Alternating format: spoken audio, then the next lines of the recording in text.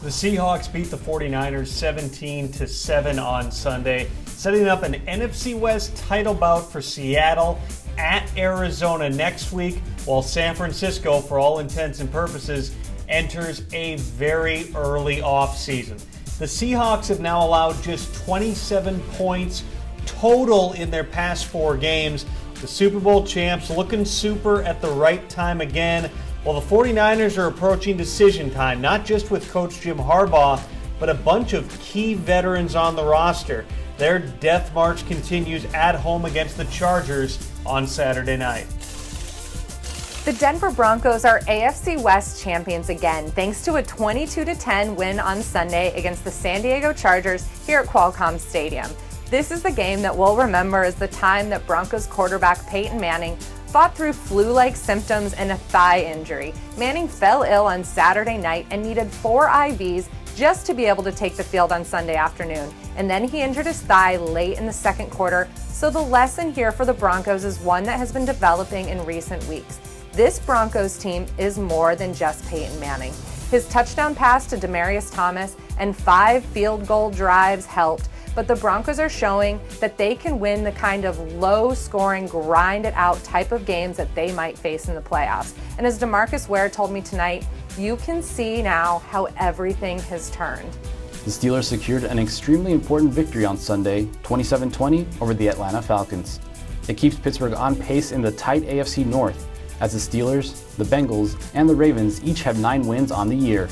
The Steelers control their own fate, and as long as they keep winning, there will be a spot for them in the postseason. And even though the Falcons fall to 5-9, they too control their own destiny and will clinch a playoff berth as long as they run the table.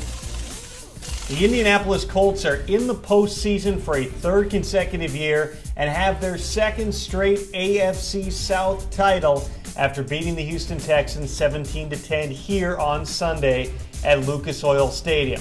Definitely no style points, but the Colts continue to find ways to rack up wins. One reason I kept hearing in the locker room, the Colts are healthier on offense than they were a year ago. Reggie Wayne is back, so is Dwayne Allen. More weapons helps Andrew Luck, who rebounded from an early pick 6 to toss 2 touchdown passes on Sunday. Behind a 3-touchdown day from rookie Odell Beckham Jr., the New York Giants defeated Washington 24-13 Sunday at MetLife Stadium. But the story of the day belongs to the losing team. There's more quarterback drama in Washington. Recently benched Robert Griffin III was forced into action when Colt McCoy aggravated a neck injury.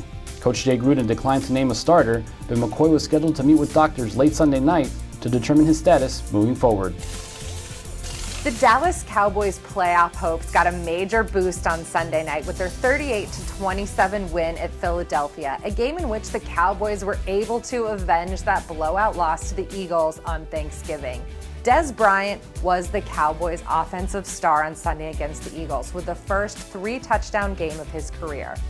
The Eagles, meanwhile, have now lost consecutive games, and while they're still in good position to make the playoffs, and they could even win the division should Dallas stumble in the final 2 weeks, Philadelphia has major questions to address on both offense and defense before they can even think about making a real postseason run.